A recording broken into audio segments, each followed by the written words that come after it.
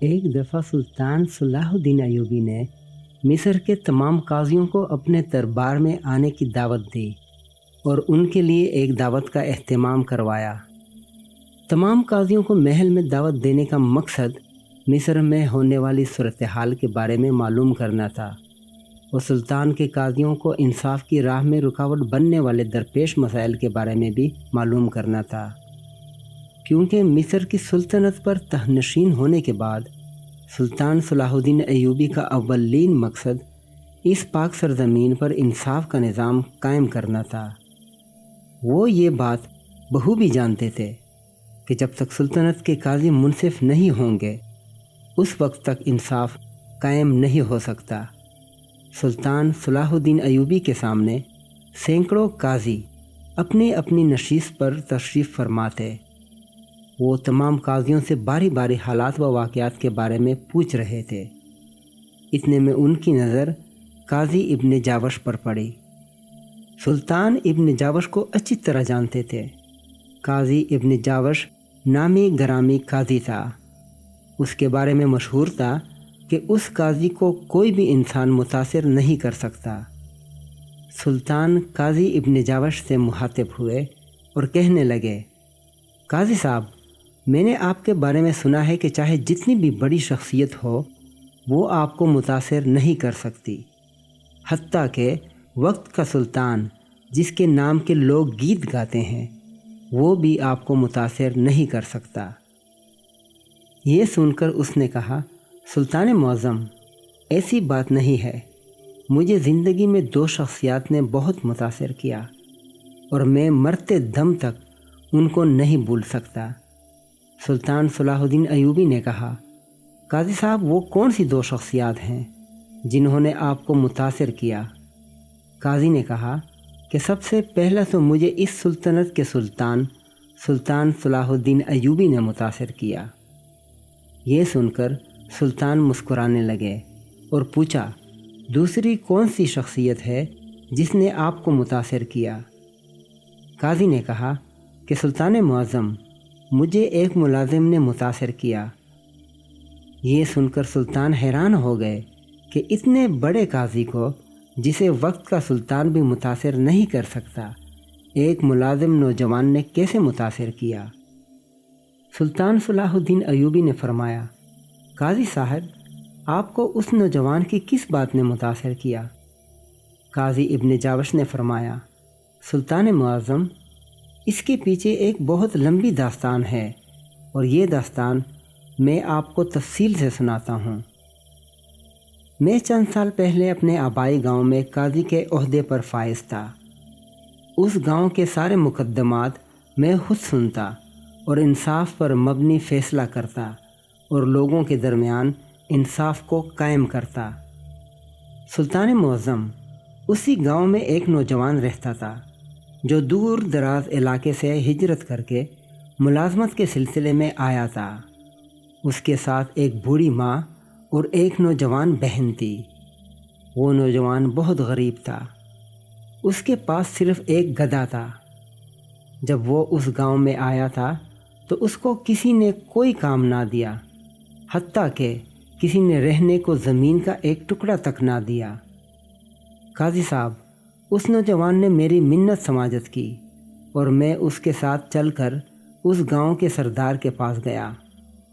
گاؤں کے سردار نے بڑی مشکلوں سے اس کو اپنے پاس ملازمت پر رکھ لیا۔ وہ نوجوان اپنی بوڑھی ماں اور جوان بہن کا واحد سہارا تھا۔ وہ نوجوان جانتا تھا کہ اگر اس کے ہاتھ سے یہ ملازمت چلی گئی تو وہ بھوکے مر جائیں گے۔ اس کی ماں بیمار تھی اور اس کی روز دوائی بھی چلتی رہتی تھی۔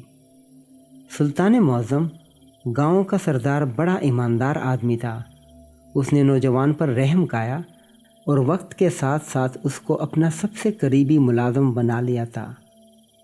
سردار نے اس کو ایک گھر اور گھوڑا بھی دے دیا اور اس کی بہن کا رشتہ اپنے بیٹے سے کر دیا۔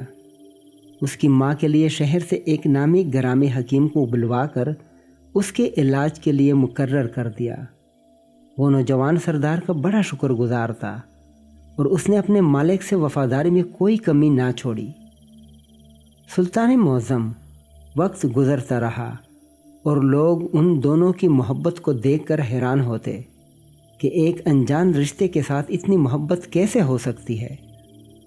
سلطان معظم وقت گزرنے کے ساتھ ساتھ ایک دفعہ گاؤں کے سردار کے ہاتھوں گاؤں کے ایک بوڑھے کسان کا گدھا مارا گیا۔ اس بوڑھے شخص کا گدھا گاؤں کے سردار کی فصلوں کو نقصان پہنچا رہا تھا۔ سردار صاحب نے تیش میں آ کر اس گدھے کو ڈنڈا دے مارا، جس کی وجہ سے گدھے کی موت واقع ہو گئی۔ اس موقع پر سردار کا وہی نوجوان ملازم بھی موجود تھا۔ وہ بوڑھا آدمی مقدمہ لے کر میرے پاس حاضر ہوا اور مجھے بتایا کہ گاؤں کے سردار نے میرے گدھے کو ڈنڈا مار کر ہلاک کر دیا۔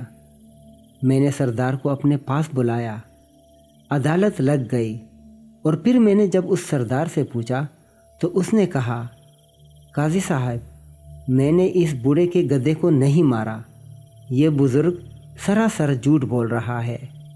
اگر سردار چاہتا تو اس بوڑھے کو گدھے کے بدلے کوئی سا بھی گھوڑا دے سکتا تھا۔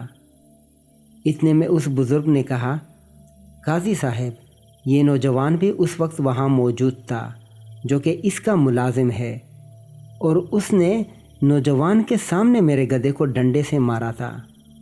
سلطان معظم، جب میں نے اس نوجوان سے پوچھا کہ کیا تم اس بات کی گواہی دے سکتے ہو کہ تمہارے سردار نے تمہارے سامنے گدھے کو مار ڈالا؟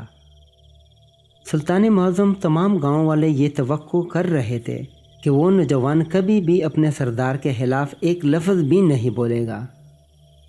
حتیٰ کہ گاؤں کے لوگ یہ سمجھتے تھے کہ اگر گاؤں کا سردار کسی آدمی کو بھی قتل کر دیتا تو وہ نوجوان اس قتل کو اپنے سر قبول کر لیتا، لیکن اپنے سردار پر آنچ بھی نہیں آنے دیتا۔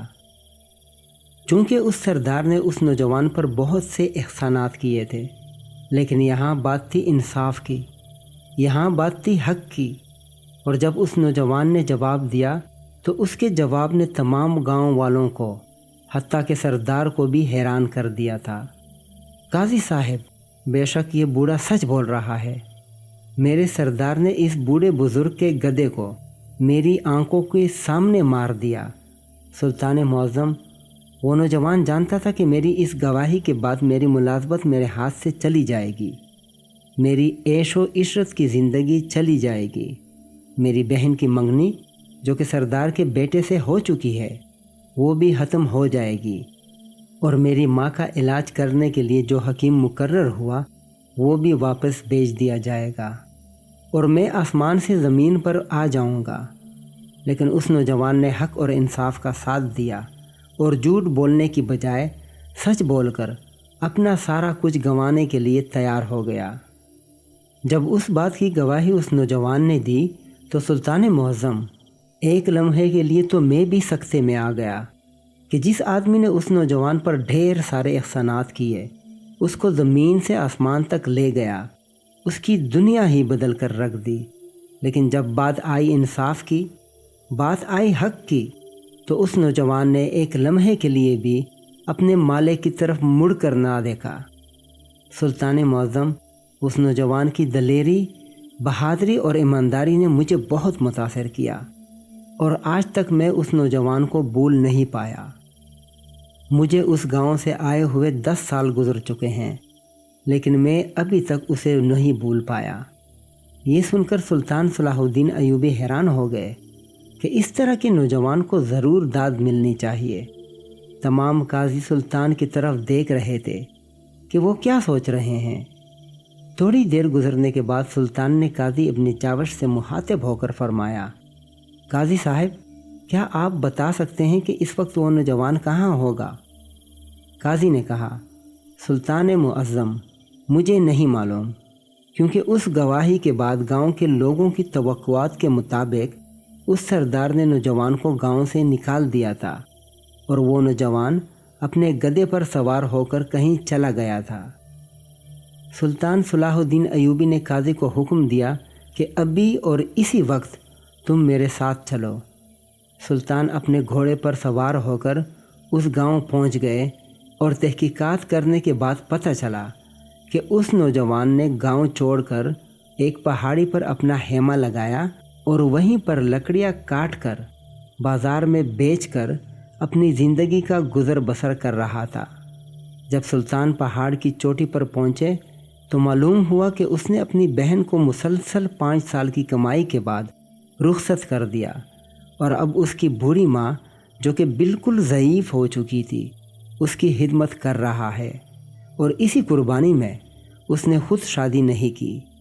اس آدمی کو دیکھ کر سلطان صلاح الدین ایوبی بھی بڑے متاثر ہوئے۔ اس کے بعد سلطان نے اس نوجوان کو کہا کہ تمہیں تیری ایمانداری، دلیری اور قربانی کے بدلے میں آج بہت بڑا انعام ملنے والا ہے۔ اس نے کہا، سلطان معظم، مجھے نہیں پتہ کہ آپ کیا فرما رہے ہیں۔ سلطان تمہارے بارے میں سب کچھ جان چکا ہے، اور آج کے بعد وہ تمہیں اپنی سلطنت کا سب سے خاص وزیر بنا رہا ہے۔ جب یہ بات اس نوجوان نے سنی تو بڑا حیران ہوا، لیکن وزارت کی دعوت قبول کرنے کی بجائے اس نے وزارت لینے سے انکار کر دیا۔ سلطان صلاح الدین ایوبی اب بہت ہی حیران ہو گئے اور اس نوجوان سے انکار کی وجہ پوچھی۔ نوجوان نے کہا، سلطان معظم، میں اپنی زندگی اچھے طریقے سے گزار رہا ہوں۔ اگر میں آپ کے پاس وزارت کے عہدے پر گیا تو سب سے پہلے مجھے اپنی ماں کو چھوڑنا ہوگا، اور میں ایسا کبھی نہیں کر سکتا۔ میں اپنی ماں کی خدمت کو سب سے پہلے ترجیح دینا چاہتا ہوں۔ سلطان صلاح الدین ایوبی نے کہا، تم میری پیشکش کو قبول کر لو، تمہاری تمام شرائط کو پورا کیا جائے گا۔ اس نوجوان نے سلطان صلاح الدین ایوبی کے سامنے 2 شرائط رکھیں۔ پہلی شرط یہ تھی کہ میں دوران کام کسی بھی وقت، کسی بھی لمحے، حتیٰ کہ جنگ میں بھی اگر میری ماں کو میری ضرورت پیش آئی تو میں جنگ چھوڑ کر اپنی ماں کے پاس چلا جاؤں گا۔ سلطان نے کہا، تمہاری یہ شرط مجھے منظور ہے۔ نوجوان نے کہا کہ میں اپنے فرائض صبح کی نماز سے عشاء کی نماز تک انجام دوں گا۔ اس وقت تک میں آپ کا وزیر، آپ کا خادم رہوں گا، لیکن عشاء کے بعد میں ایک عام آدمی بن کر آپ کے محل سے چلا جایا کروں گا، اور آپ اس بارے میں مجھ سے کچھ نہیں پوچھیں گے کہ میں کہاں جاتا ہوں، میں کیا کرتا ہوں۔ سلطان صلاح الدین ایوبی نے کہا، مجھے تیری دوسری شرط بھی منظور ہے۔ سلطان اس نوجوان اور اس کی بوڑھی ماں کو لے کر اپنے محل آ گیا۔ وقت گزرتا رہا اور اس نوجوان نے اپنی عقلمندی اور ذہانت سے سارے درباریوں کو حیران کر دیا۔ جب وہ نوجوان وزیر سلطان صلاح الدین ایوبی کے ساتھ بیٹھ کر جنگی حکمت عملی تیار کرتا تو دشمن بھی چونک جاتے، لیکن سلطان صلاح الدین ایوبی حیران تھے کہ آخر یہ نوجوان عشاء کے بعد جاتا کہاں ہے۔